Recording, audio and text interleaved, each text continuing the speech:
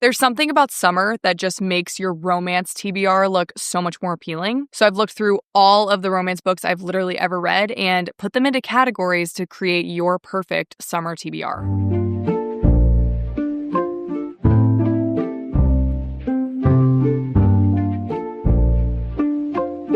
Hi guys, welcome back to my channel. So glad that you're here. If this is your first time here, my name is Sophia and I absolutely love making content for you. I'm on YouTube, TikTok, Instagram, all the fun things. And I basically just try to give you guys some really fantastic recommendations, and you guys have recommended some of my all-time favorite books. Specifically in the summertime, I feel like a romance is so fun, easy to read on your beach days, your vacations, your days inside. So I looked through all of the romance books I've ever read, and all the ones that I liked, I kind of separated into 6 different categories to kind of give you the best TBR for whatever you're doing this summer. Whether that's going to the beach, whether that's staying inside, whether that's going on a vacation, whether that's being in the middle of hurricane season, so lots of rainy days. I think I have put together a pretty good list, a pretty solid list of books that I absolutely loved that will be perfect for each and every part of your summer vacation this year. I know summer kind of looks different for all of us, so I tried to compile it and really categorize it so you have the perfect reads, so you don't have to pack all of your books into your suitcase. You can pack just 4 or 5 that you know are going to match the vibe of the vacation or whatever you're doing.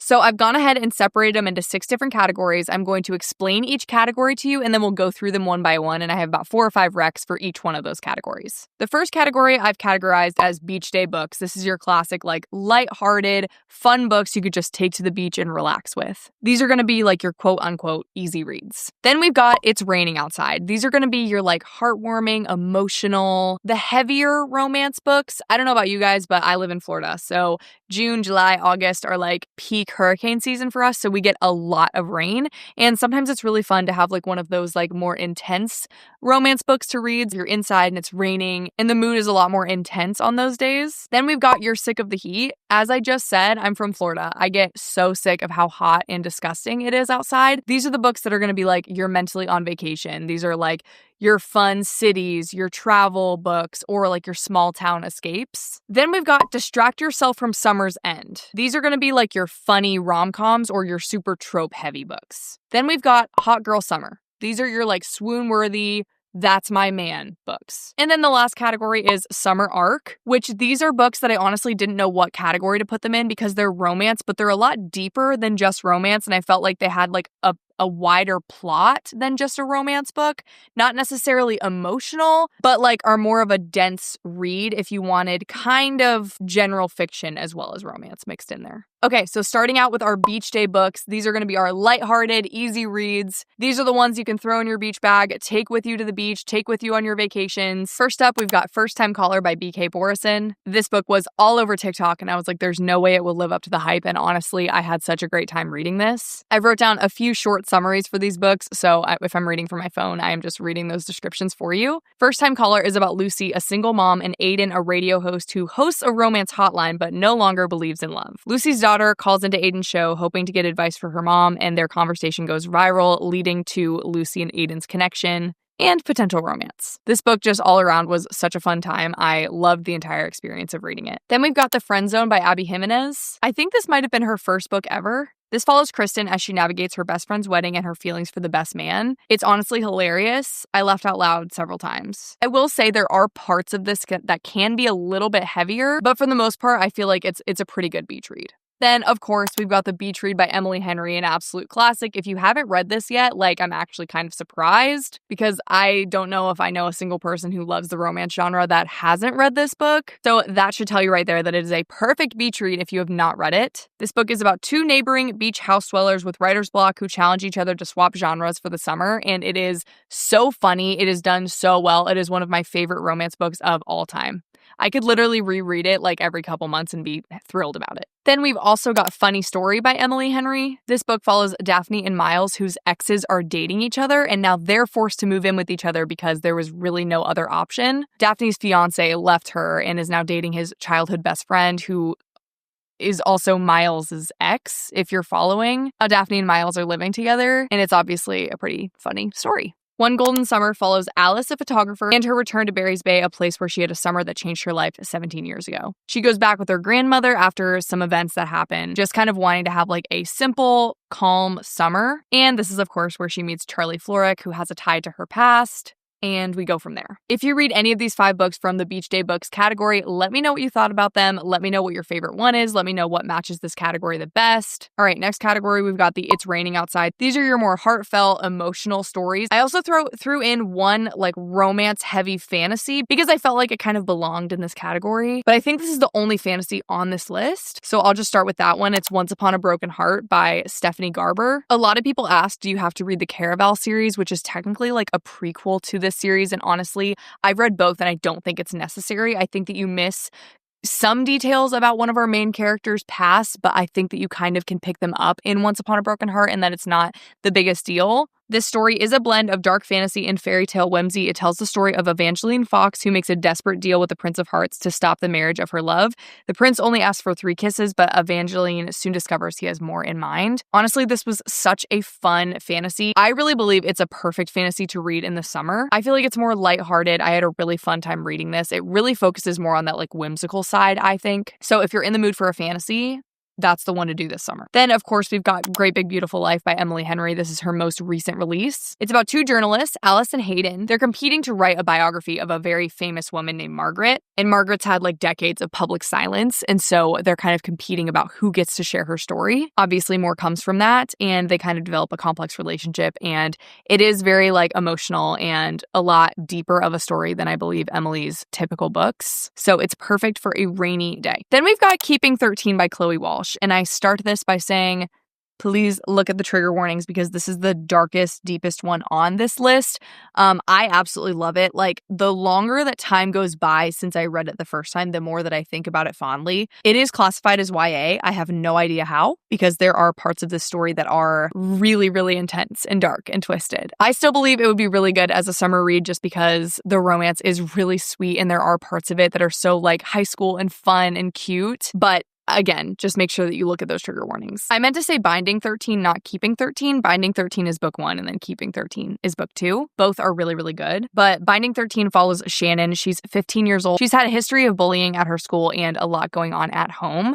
And so she ends up transferring to Tommen College. She plans to keep a low profile. She does not want to be friends with or associate with anybody that's going to make her life as hard as it was at her old school. But then she catches the eye of Johnny Kavanagh on her very first day, mind you. And let's just say she can no longer keep a low profile. The actual romance section of this book is so precious, and I still think about it very consistently, but it is a much more dark story. Next up, we've got Summer Romance by Annabelle Monaghan. It's about a professional organizer whose life is a mess. She's a single mom and she's basically restarting her life and trying to figure out like who she actually is. She's struggling to navigate life after losing her mom. She's also raising 3 children and she's been left by her husband. And then she meets Ethan at the dog park and there's a potential like summer romance blooming, and she's basically just trying to balance her entire life with that and trying to figure herself out. And the last one on this list is 7 Year Slip by Ashley Poston. This book really does a deep dive kind of on grief and how it feels in the grief process, as well as bringing you just like a really, really sweet romance. This book is magic realism, so there are little like fantasy elements in this, and I found that really, really cool. Clementine inherits her aunt's magical apartment that transports her 7 years to the past, where she meets Ewan, and they basically are trying to navigate a relationship 7 years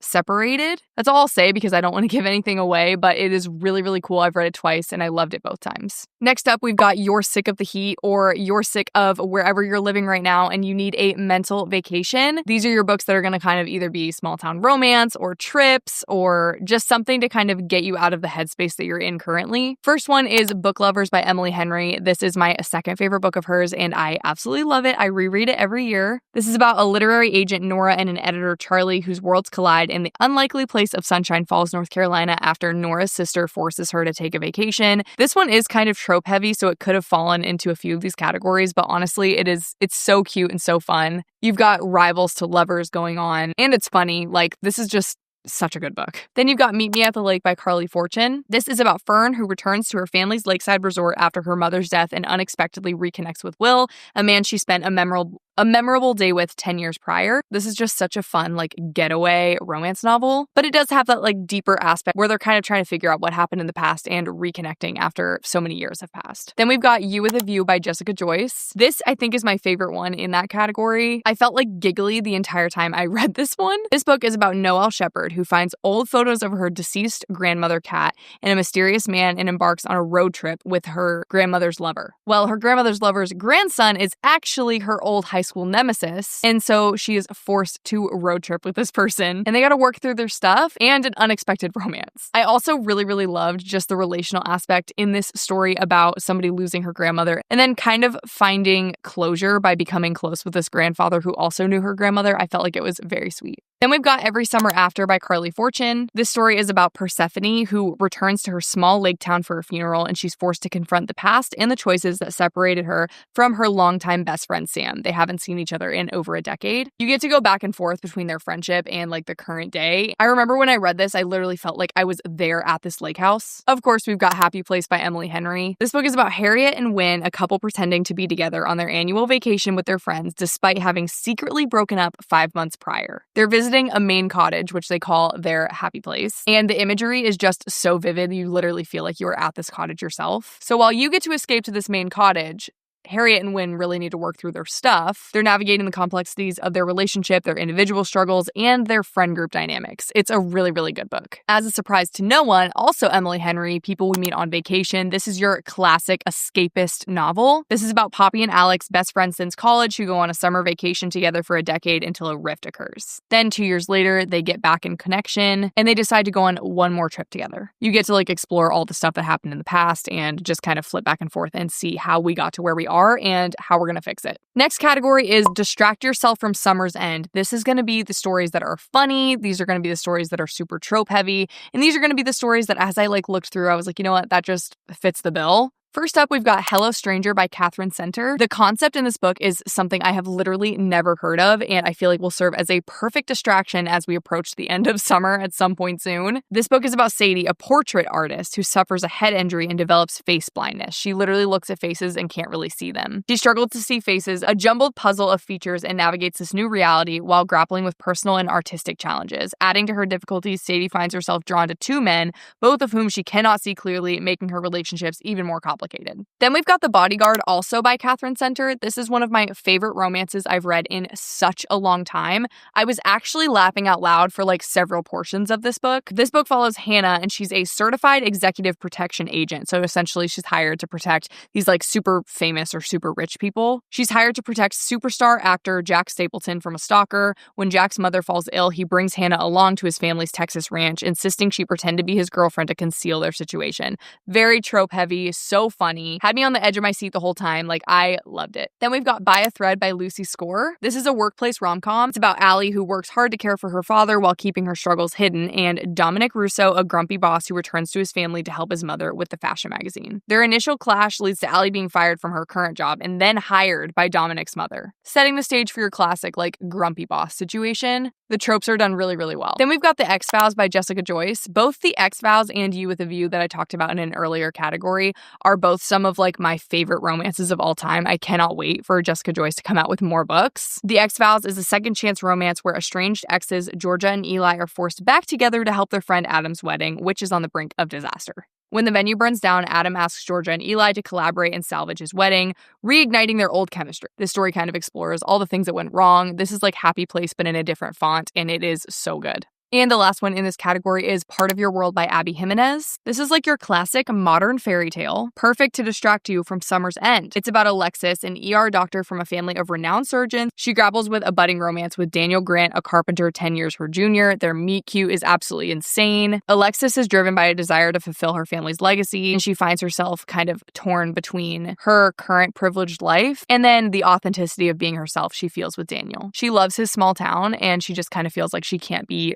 both at once. Next up, we've got Hot Girl Summer. Okay, these are your swoon-worthy That's My Man books, okay? First up, we've got the Happy Ever After playlist by Abby Jimenez. The longer I go since reading this may be my favorite, if not very close to my favorite Abby Jimenez book, and that's saying a lot because all of her books are fantastic, hence why almost all of them are on this list. The Happy Ever After playlist is technically the second book in her first trilogy, but you don't really have to read them in order. This follows Sloane, who is struggling to get back on her feet after the loss of her fiancé, and her unexpected journey into a relationship with a musician, Jason. Sloane ends up finding a lost dog and ends up being Jason's, and then she doesn't really know this, but Jason is like very, very famous, and they kind of have to like walk through what that looks like in a relationship together. I felt giddy the whole time reading this. That's the only word I can think of. Big surprise, you know what's next? Just for the Summer by Abby Jimenez. For some reason, Abby Jimenez writes the best men. I don't know. Just for the Summer follows Emma and Justin, who both believe they have a curse. Their partners find their soulmates after breaking up with them, and so they kind of team up to date each other so that when they break up, they can find their soulmates. Obviously, that doesn't happen. Or does it? I don't know. You'll have to read and find out. If you haven't read this already, that's kind of crazy because I feel like this book is everywhere. Take a big guess who the next author is. Yours truly by Abby Jimenez, okay? All of her books could fit in this category. I don't know. I don't know what it is about her books, but they belong in the Hot Girl Summer category. Yours truly follows Brianna, a doctor whose life is in a state of crisis, including her impending divorce, her brother's need for a kidney transplant, and her job promotion being taken away by a new doctor. Brianna's life takes an unexpected turn when she starts receiving letters from the new doctor, Jacob, who challenges her initial negative impression. Their correspondence may or may not lead to a blossoming romance, and you'll have to read to find out. This is one of my favorites of hers, and I know I've said that about every one of them. And last in this category, we've got Love Theoretically by Ali Hazelwood. I feel like this book was all over Book Talk for a long time, and then it's kind of died down, so I'm curious to know if any of you have read this book, but it is my favorite by her. This is my favorite Ali Hazelwood book. It follows Elsie, a theoretical physicist and an adjunct professor, as she navigates a complex web of academic rivalry and personal relationships.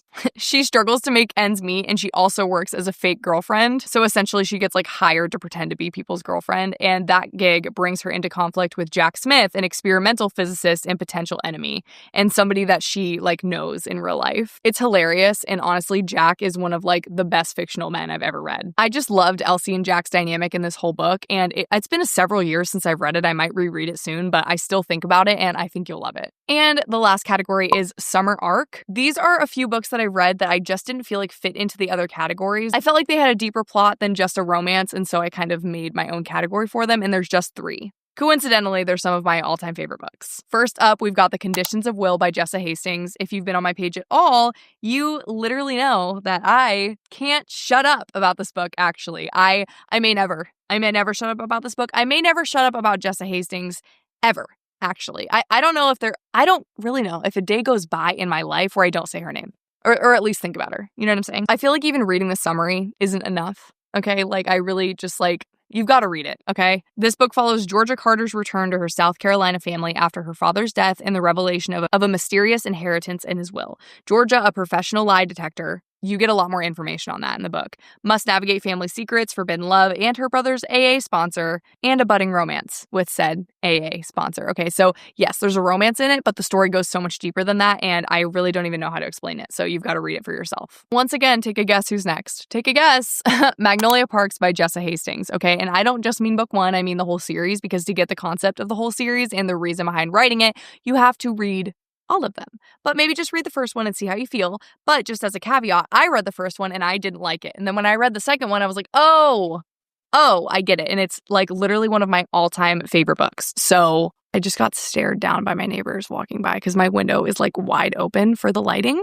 That was so awkward. Anyways, they're some of my favorite books of all time. So you've got to give them a chance. And I don't even know how to read to you a summary because her writing just goes so much deeper than a romance. You're essentially following these 2 very toxic, very rich individuals, Magnolia and BJ. And you're looking at how they've hurt each other and how they have like kind of grown apart and grown together, and how things just keep going wrong for them, and then you get a glimpse just into their life and how trauma can really affect how you act and the things that you do and how human emotions work. And it kind of just gives you, on a grand scale, these huge personalities and huge characters, and you take a microscope to those characters' emotions and inside their brain, and you just get so much insight about the human experience. I'm not even joking you. It's so good. So don't be deterred by like the toxicity of the first one and really all of them, because it really is just like a deep dive into the human experience to really understand why people do what they do. And lastly, we've got The Favorites by Lane Fargo. This book is anything but just an epic romance, which is how it's marketed, okay? It is marketed as just like a classic, simple, epic romance, and that is not what it is. It goes a lot deeper than that. This story follows Katarina Shaw and Heath Rocha, who rise to become champion ice dancers, driven by their fiery connection and a shared ambition to win Olympic gold. Their relationship, though passionate, is also volatile, marked by obsession and scandal. 10 years after a shocking incident at the Olympics, an unauthorized documentary sparks a renewed interest in their story, leading Kat to finally share her side of her story. And essentially, this book is her sharing her side. It flips back and forth between like a documentary style interview and then also just the story itself as she's telling it. Every single one of these books that I just talked to you about, I loved while reading them. And I feel like breaking them down by category so you can like read them specifically during certain times that may match the vibe of that book might be helpful for you as you build your summer TBR. Because I feel like with so many romance books on the market and so many things that you could be reading and how long all of our TBRs are, it's really hard to pick and choose. So hopefully this made it easier for you to kind of look at what's available and what kind of the vibe is of the books and decide from there. Because when we look at it, we really only have 2 months left, basically 2 months left in summer. So we got to get going on these romance books because now's the time. Let me know in the comments what your favorite romance novels for the summertime are. Let me know if there's any I should have added to each one of these categories. I didn't want to make them super, super long because I already knew I was going to be talking about like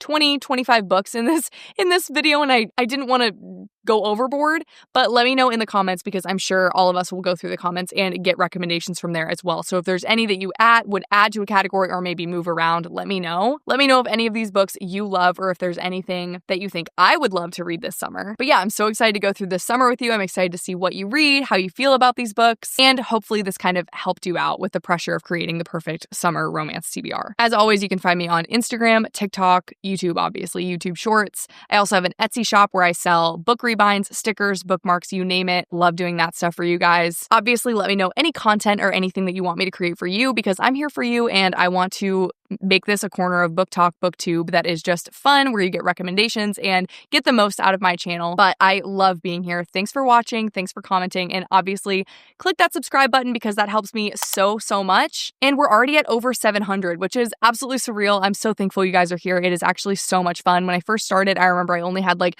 10 people and I was like, this is a blast. And I can't believe there are already 700 of you. So I'm just very, very thankful and don't think it doesn't matter because it really, really deeply does matter to me. I mean, ultimately, I want to be doing this and reading and talking to you guys about books full time and also my like fun Etsy shop. So I'm just so thankful for even the opportunity to be doing that part-time with you guys, and just thanks for the opportunity. I really, really appreciate you being here. Let me know what other fun videos you want to see this summer. I have lots of plans. Probably when you're watching this, I'm going to be on a trip to Colorado, visiting every fun bookstore you can possibly think of. That's my fun little summer trip. And I'm so excited to read some new romances on that trip. So hopefully next summer I'll have even more recs for you. But yeah, I love you guys. Thanks so much for being here and I will see you next time.